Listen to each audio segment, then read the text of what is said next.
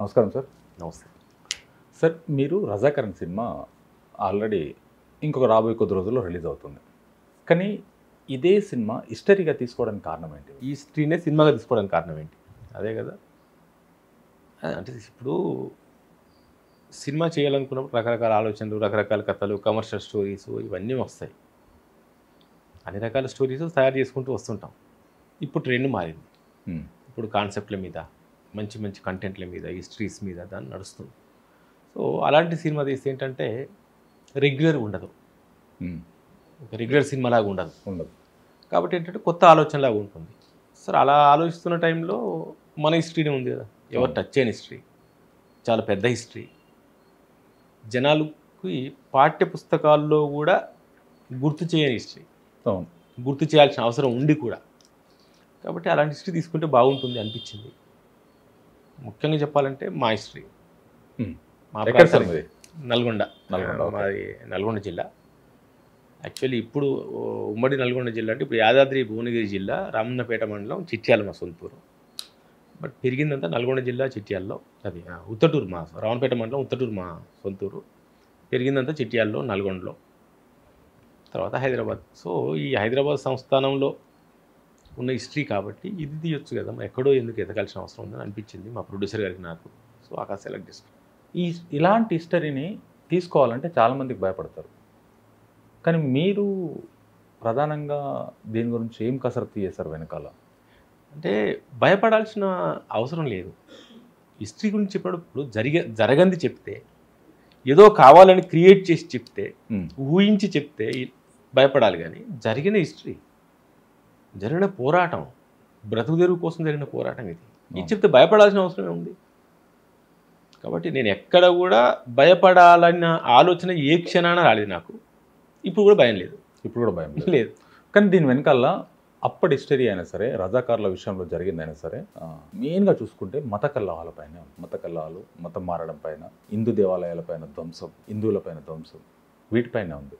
అంటే ఈ సినిమాలో కూడా మీరు తీసుకున్న కోణం అదే ఉండొచ్చా? అది కొంత భాగమే. ఆ రాజు అధికారంలో ఉన్నప్పుడు, రజాకార వ్యవస్థ ఉన్నప్పుడు గ్రామాల్లో, హైదరాబాద్ సంస్థానంలో ఎలాంటి అరాచకాలు జరిగినాయి, ఆ అరాచకాలని ఎదుర్కోవడం కోసం ఎలాంటి పోరాటాలు జరిగినాయి, తర్వాత ఆ ప్రాంతానికి స్వాతంత్రం ఎలా వచ్చింది, ఇది కాన్సెప్ట్. ఇందులో ఇప్పుడు మీరు చెప్పినట్టు మత మార్పిడిలో ఉండొచ్చు, మత గొడవలు ఉండొచ్చు, ఏదైనా ఉండొచ్చు, పోరాటాలు ఉండొచ్చు. ఎందుకు పోరాటం చేయాల్సి వచ్చింది? ఒక మతమే కాదుగా, వాళ్ళు విముక్తి కోసం పోరాటం చేశారు. విముక్తి పోరాటం ఉంటుంది. హిస్టరీ ఇది, హిస్టరీ యాజ్ ఇట్ ఈస్. మత చెప్తున్నారు కదా, మత గొడవ కానే కాదు, అధికారానికి అమాయకత్వానికి మధ్య జరిగిన గొడవ ఇది. ఆ అధికారాన్ని ఏ మతమైనా ఉండొచ్చు. ఇప్పుడు మీరు రిలీజ్ చేసిన ట్రైలర్లో, ట్రేజర్లో చూసుకున్నట్టయితే బ్రాహ్మణులకి కొంతమందికి యజ్ఞోపితగా ఉన్నది చాలా పవిత్రమైనది, చాలా ఇంపార్టెంట్ అయింది. దానిపైన ఒక మాట రిలీజ్ చేయడం జరిగింది. దాని వెనకాల ఉన్న ఆంతర్యం ఏమవచ్చు? జరిగింది ఏంటంటే, ఎప్పుడైతే భారత్కి స్వాతంత్రం వచ్చి హైదరాబాద్ సంస్థానానికి స్వతంత్రం రాలేదో, ఇక్కడ ప్రజలు స్వతంత్రం కావాలి, మేము కూడా భారత్లో కలవాలని కోరుకుంటున్నప్పుడు, ఇక్కడికి రాజుకు మాత్రం భారత్లో కలవాలని లేదు. సొంత రాజ్యంగా తుర్కిస్తాన్ అనే పేరుతో ఉండాలని ఉంది. తుర్కిస్తాన్ అనే పేరు. సో కాబట్టి ఏం చేశాడంటే, భారత్ దగ్గర నుంచి ఒక స్టాండ్ స్టిల్ అగ్రిమెంట్ తీసుకున్నాడు. 1 year యథాతథ స్థితి.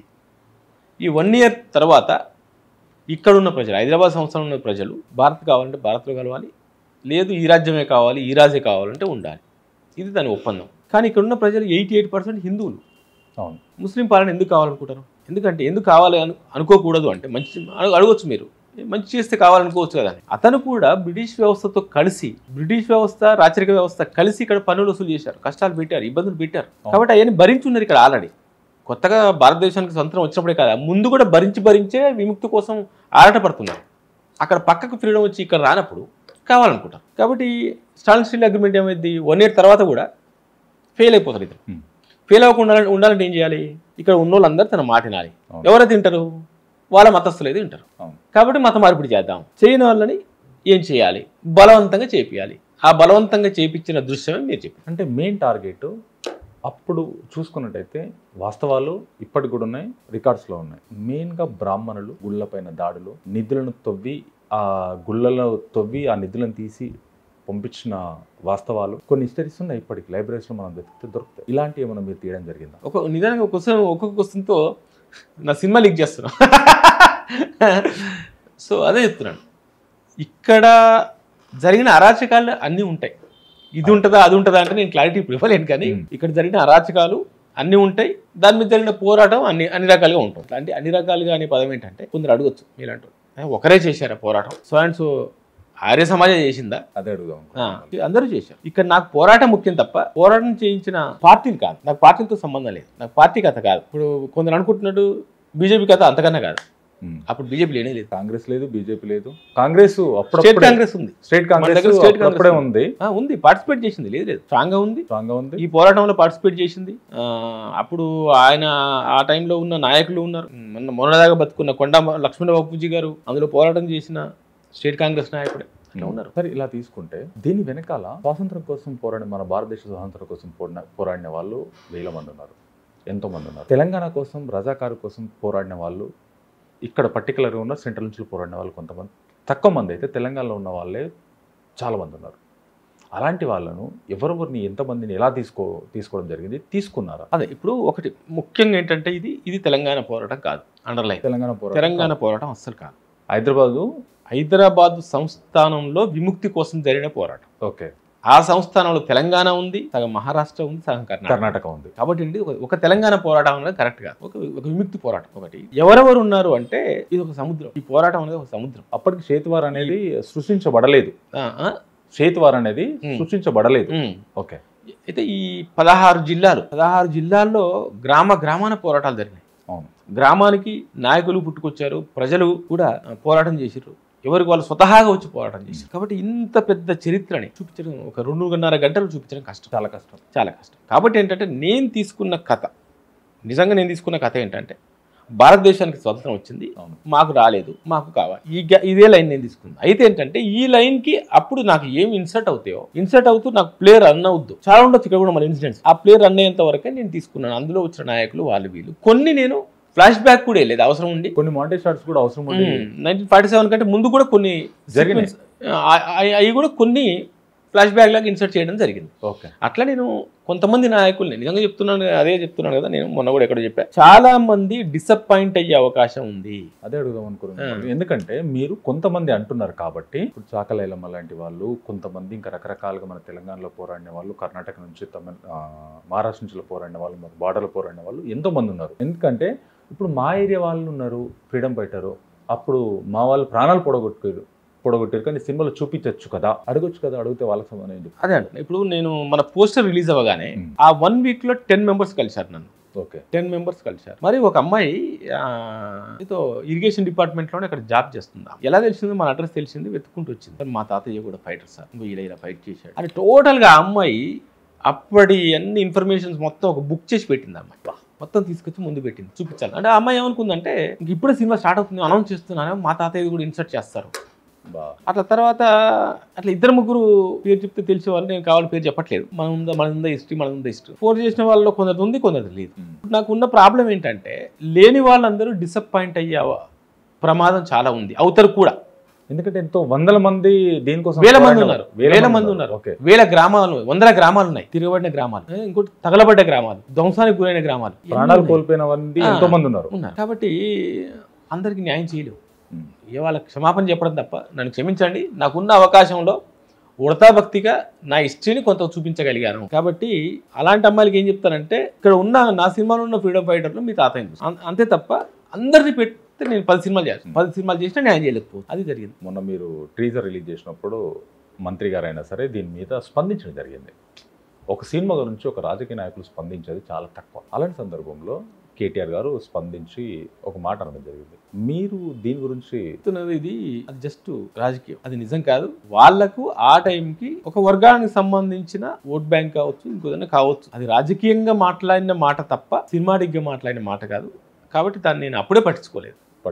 జస్ట్ రాజకీయం అంతే. రాజకీయ నాయకులు రాజకీయం చేస్తారు, దాన్ని పట్టించుకుంటే హిస్టరీ ఎక్కడ ఉంటుంది? వాళ్ళకి హిస్టరీ కూడా తెలుసు, వాళ్ళకి హిస్టరీ తెలుసు. అదే కేటీఆర్ గారికి వాళ్ళ తాతయ్య ఫ్రీడమ్ ఫైటర్ అని చెప్పేసి, వాళ్ళ తాతయ్య ఫ్రీడమ్ ఫైటర్ అని తనే సందర్భాల్లో ఎన్నో సందర్భాలు చెప్పడం జరిగింది. బట్ ఇంత తెలుసు, నిజం తెలుసు. కొందరు ఏమంటారు, ఓకే గతం గతహ, ఇప్పుడు ఎందుకు అంటారు. ఎప్పుడైనా గతం గతహ అంటే చరిత్రనే అవసరం లేదు, చరిత్ర పుస్తకాలే అవసరం లేదు, చరిత్ర పాఠ్యాంశాలే అవసరం లేదు.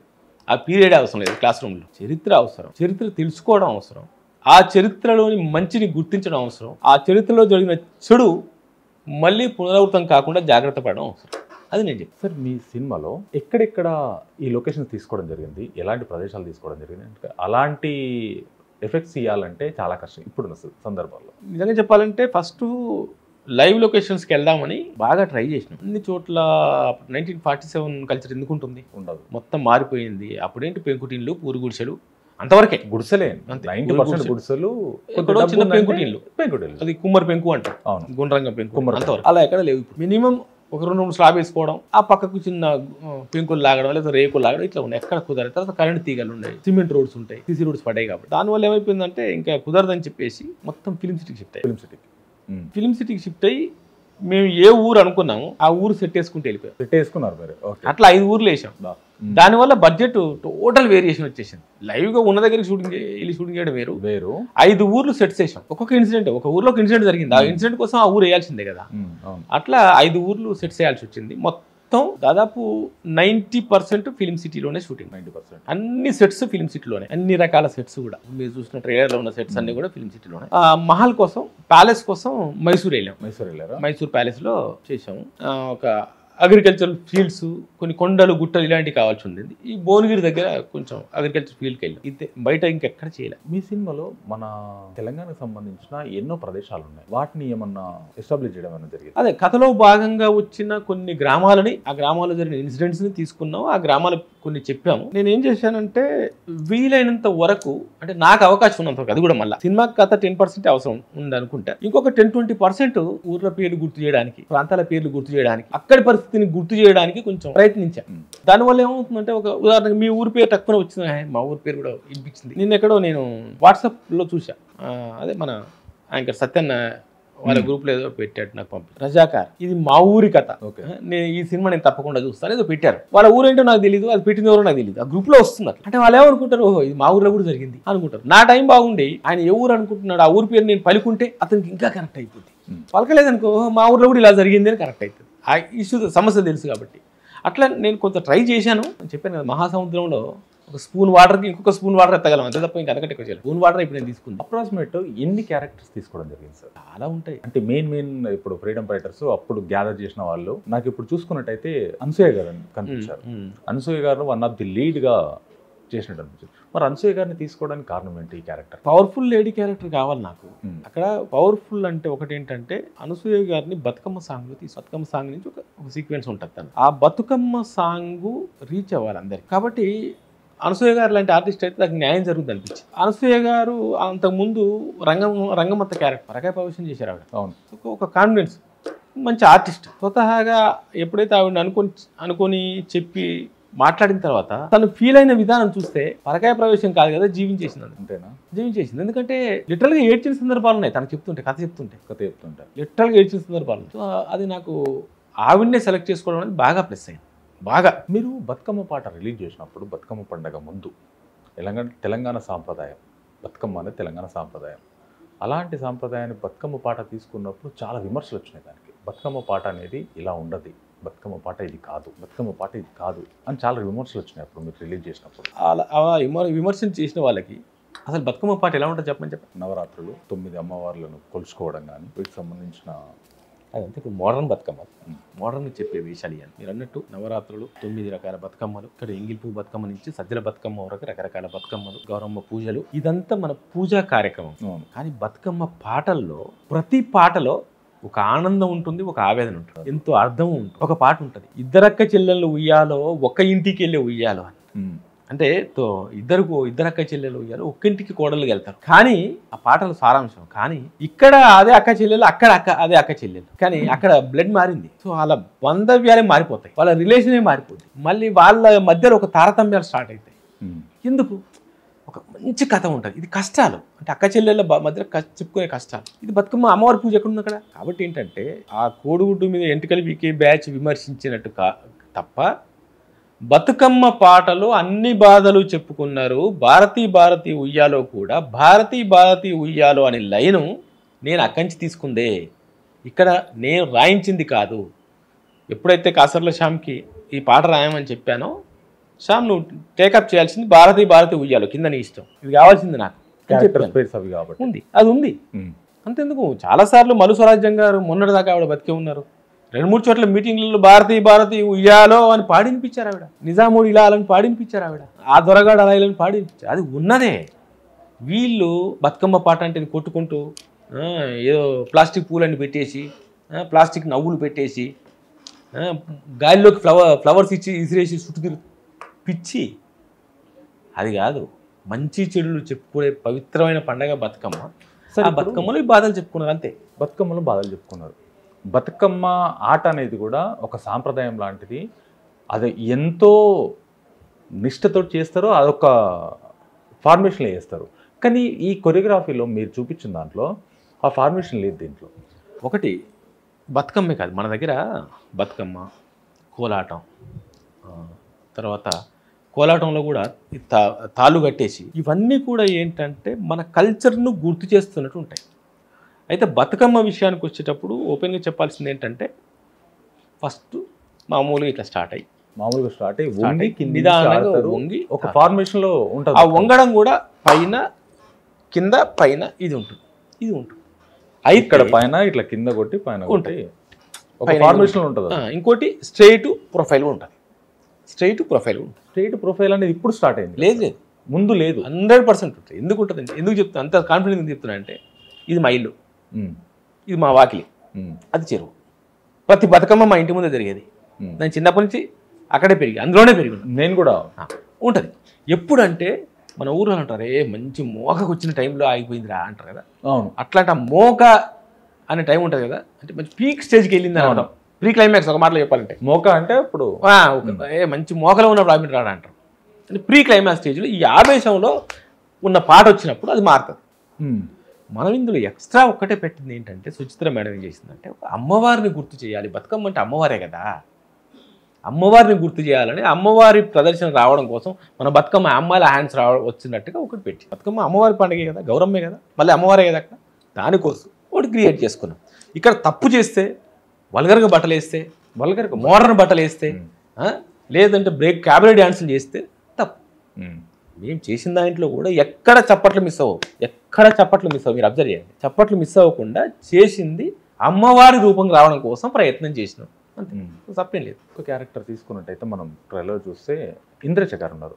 ఆవిడ తెలంగాణ బిడ్డను, తెలంగాణ బిడ్డను, ఎందుకంటే తెలంగాణ మహిళను. అయితే తెలంగాణ లాంగ్వేజ్ ఏదైతే ఉందో దానికి వీళ్ళు ఒకప్పుడు లాంగ్వేజ్కు ఇప్పుడు మాట్లాడుతున్న లాంగ్వేజ్కు చాలా డిఫరెన్స్. నేను తెలంగాణనైనా, నా తెలంగాణ అయినా, ఇప్పుడు నేను ఇక్కడ ఉన్నాను కాబట్టి నేను మాట్లాడుతున్న వేరే ఉంటుంది యాజ్ ఎ కెమెరా ముందున్నప్పుడు. దాంట్లో లాంగ్వేజ్ పరంగా 100% అప్పుడు ఉన్న లాంగ్వేజ్ను యాజ్ ఇట్ ఈస్ న్యాయం చేశారని అనుకుంటారా మీరు? చేయలేకపోయాం కాదు, కావద్దు. ఎందుకు చేయలేదంటే మనకు తెలియని మన చరిత్రను ఒక బుక్ ఉంటుంది, ఇప్పుడు ఆగిపోయింది. అది ఒకసారి చదువు, ఎక్కడ దొరికితే ఎక్కడన్నా దొరికితే, లేదు నా దగ్గర జిరాక్స్ ఇవ్వండి ఇస్తాను. అందులో 15 మంది మహిళల స్టోరీస్ ఉంటాయి, చదువు. మనం ఒక ఇంగ్లీష్ సినిమా, కొరియన్ సినిమా చూసేటప్పుడు కింద రోడింగ్ టైటిల్ చూసుకుంటూ ఆగుతూ పాజులు పెట్టి మీనింగ్ అర్థం చేసుకొని 2 గంటల సినిమాని 4 గంటలు చూడాల్సి వస్తుంది. ఆ బుక్ నేను అట్లా చదివా. అప్పుడు యాస వేరు, అర్థమైందా? నేను తెలంగాణ పర్సన్, నాకు తెలంగాణ ఏ జిల్లాలో ఏ యాస మాట్లాడుతున్నా నేను చెప్పగలను. తెలంగాణ ఒకటే స్లాంగ్ కాదు, మళ్ళీ తెలంగాణ జిల్లాకు స్లాంగ్ ఉంది. మెదక్ వేరు, కరీంనగర్ వేరు, మొత్తం కోరుట్ల వేరు, నల్గొండ వేరు, హైదరాబాద్ వేరు, మహబూబ్నగర్ వేరు. జిల్లాకు ఒక యాస ఉంది. ఖమ్మం పోతే మళ్ళీ అది వేరు, కొంచెం పాష అవుతారు. విజయవాడ, ఈవెన్ నల్గొండ కూడా అంతే. నల్గొండ ఇటు మిర్యాల కూడా గుంటూరు టచ్ అయితే అక్కడ విజయవాడ టచ్ అయితే కూడా కొంచెం కోదాడ నుంచి మారిపోతుంది. చిట్యాల నుంచి ఇటు ఒక రకం ఉంటుంది, అడొక రకం ఉంటుంది. అట్లా ఉంది. నేను ఈ ప్రతి యాసలు చెప్పగలను, కానీ 1947 యాస వేరు, చాలా వేరు. అప్పుడు ఆ యాస పెట్టాలని నేను ట్రై చేశా, నాకే అర్థమవుతలేదు. కాబట్టి అంత అర్థంగానే యాసలోకి తీసుకెళ్తే హిస్టరీని అర్థం చేసుకోవాలన్నా, భాష అర్థం చేసుకోవాలన్నా ఏ లాంగ్వేజ్ అనుకోవాలి? ఒక ట్రైబల్ లాంగ్వేజ్ అనుకోవాలా, ఒక ఒరిస్సా అనుకోవాలా, ఒక తెలుగు అనుకోవాలా? నాకే అర్థం కావట్లా. ఆ బుక్ నేను ఒక్కొక్క హిస్టరీ చదివేటప్పుడు మళ్ళీ వెనక్కి వచ్చి ఆ పేర మళ్ళీ చదివేవాడిని ఏం మాట్లాడారని. అంతకథ ఏంటంటే కొంత ఇప్పుడు వరంగల్ ఏరియా ఉంది, అమ్మని అవ్వ అంటారు. మాకు అవ్వ అంటే అమ్మమ్మ. మా దగ్గర నల్గొండలో అవ్వ అని పిలిస్తే అమ్మమ్మ, అవ్వ అని పిలుస్తాడేంటి. కానీ అక్కడ అవ్వ నీకు దండమే అక్కవ్వ నీకు దండమే అంటే అమ్మ నీకు దండమే అక్కమ్మ నీకు దండమే అని అర్థం. ఈ పాయింట్ అక్కడ అంత వేరియస్ ఉంటుంది. ఇంకోటి వస్తాన్లు అంటారు, వత్తాన్లు నూకు లావొత్తిస్తారు. అది అసలు మా దగ్గర లేదు. కాబట్టి కొంచెం ఇలాంటి కొంచెం జాగ్రత్త పడ్డా, ఎందుకంటే ఇప్పటికీ మాట్లాడుతున్నారు కాబట్టి వత్తాన్లా అంటారు ఇప్పటికి కూడా. కరీంనగర్ వరంగల్ వత్తాన్లా అంటారు. అది కొంత యాడ్ చేశా. ఆ క్యారెక్టరు ఉదాహరణకి నల్గొండ జిల్లాకు సంబంధించింది అనుకో, వచ్చిండ్రు పోయిండ్రు. వరంగల్ మహబూబాద్ కరీంనగర్ ఈ ఏరియా అనుకో, వత్తాన్లు పోతాన్లు ఇట్లా కొన్ని యాడ్ చేశాను తప్ప హెవీగా 47 తెలంగాణ స్లాంగ్కి తీసుకెళ్ళలేదు. వద్దని తీసుకెళ్ళలేదు. చాలా కష్టం అవుతుంది అప్పుడు లాంగ్వేజ్. కష్టం అవుతుంది. నా సినిమా అర్థం కాకపోతే తలనొప్పి వస్తుంది కదా, పిచ్చెక్కిపోతుంది. చాలా మంది కొన్ని ఇప్పుడు ఏ సైసు జరుగు, సైసు అంటే ఆగని అర్థం. సైసు అంటే వీళ్ళకి అర్థం కాదు. సైసు అంటారు. ఆగు మామ ఎప్పుడు అంటుంది, మామ ఎప్పుడు సైజు అంటది. ఎక్కడో ఊర్లో ఎక్కడో మాట్లాడుకుంటారు, అక్కడ ఊరు బయట ఇప్పుడు తెలియదు. మనకి వినిపించడం కోసం మనం ఏదో అరుస్తుంటాం పాడుతుంటాం ఎగురుతుంటాం, సైజురా అంటది. అది ఎవరికి అర్థమైంది? సైజురా అని అంటే ఏం సైజు అన్నాడు, ఏం అర్థం కావాలి? నాది హిస్టరీ ప్రపంచ మొత్తం రిలీజ్ అవ్వాలనుకుంటున్నాను, 6 భాషల్లో తీసినప్పుడు సైజురా అంటే ఏంటో అర్థం కాకపోతే ఏ డిక్షనరీలో చెప్పగలరు? ఏ డిక్షనరీలో ఆ పదం ఉంటుంది?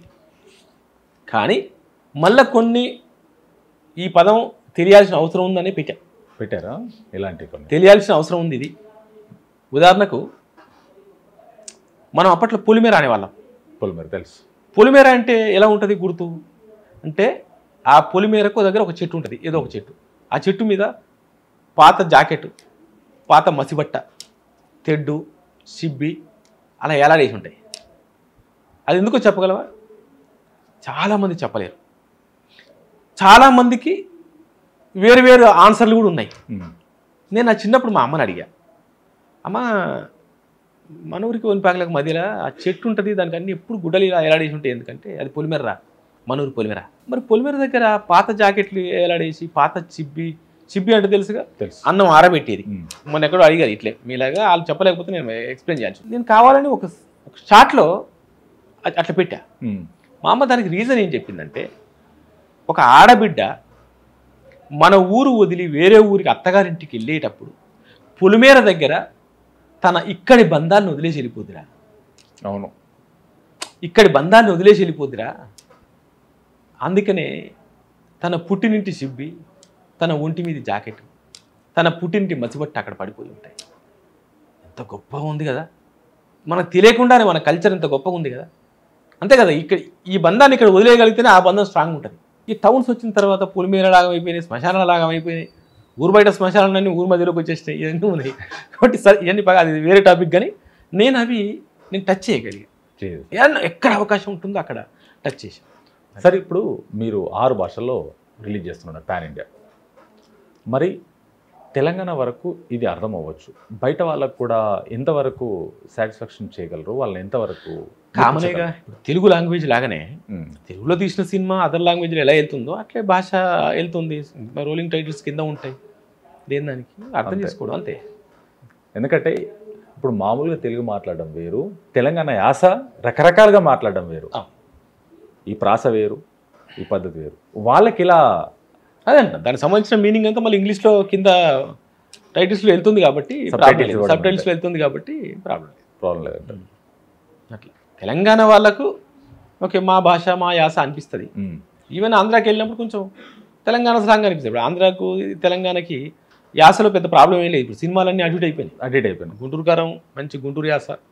ఒకప్పుడు తెలంగాణ లాంగ్వేజ్ మాట్లాడాలంటే చిన్నతనంగా కించపరిచినట్టు విధంగా ఉండేది. ఈరోజు తెలంగాణ యాసనే తీసుకొని ఛానల్స్లో కానీ ఎక్కడ కానీ తెలంగాణ యాసను తీసుకొని దాన్ని ఒక అంటే తెలంగాణ యాసలో ఒక మాధుర్యం ఉంది, మంచి యాస. ఇంకోటి ఒక సొంతం ఉంది, అంటే రావై దా అంటే అందులో ఒక ప్రేమ ఉంటుంది. అవును, అది దానికి ఏమైందంటే తెలియక కొందరు తెలంగాణ యాసని తెలంగాణ కాని వాళ్ళు మాట్లాడడం వల్ల ఆ పట్టి మాట్లాడుతుంటే అది కరుకుగా అయిపోయింది. అదే ఆశ అనుకున్నారు, అదే భాష అనుకున్నారు, కాబట్టి అది రాంగ్ వెళ్ళిపోయింది. ఎప్పుడైతే దీని మాధుర్యం తెలిసిందో బాగుంది కదా అనే ఫీలింగ్ అందరికీ వచ్చింది, అందరూ ఇచ్చేస్తున్నారు. అది సార్ ఇప్పుడు లాస్ట్కి ఒక మాట మిమ్మల్ని అడగాలనుకున్నాను. మీ సినిమా చూసే ప్రేక్షకులకి ఒక్క మాటగా ఏం చెప్తారు? హిస్టరీ గురించి చూడండి, సినిమాలాగా చూడండి, మతం లేదు, ఏమి లేదు, గతం మాత్రమే ఉంది. గతం మాత్రమే అంతే. హిస్టరీ కోసం సినిమా చూడాలి, హిస్టరీ కోసం చూడాలి. ముఖ్యంగా ఈ ప్రాంతానికి కానీ అంటే ఈ ప్రాంతం మీద ఈ సంస్థానంలో జరిగిన పోరాటం, మన పూర్వీకుల కష్టం, వాళ్ళ చరిత్ర, మనం ఈరోజు ఇంత సుఖాన్ని అనుభవిస్తున్నామంటే వాళ్ళు మన కోసం చేసిన త్యాగం, మన అస్తిత్వం, ఇది తెలుసుకోవాలి. సినిమా ఆ చరిత్రలో మంచిని, మోటివేషన్ని తెలుసుకోండి, చెడుని మళ్ళీ రాకుండా చూసుకోండి. సార్ ఇంకొకటి లాస్ట్ క్వశ్చన్ అడగాలనిపిస్తుంది నాకు.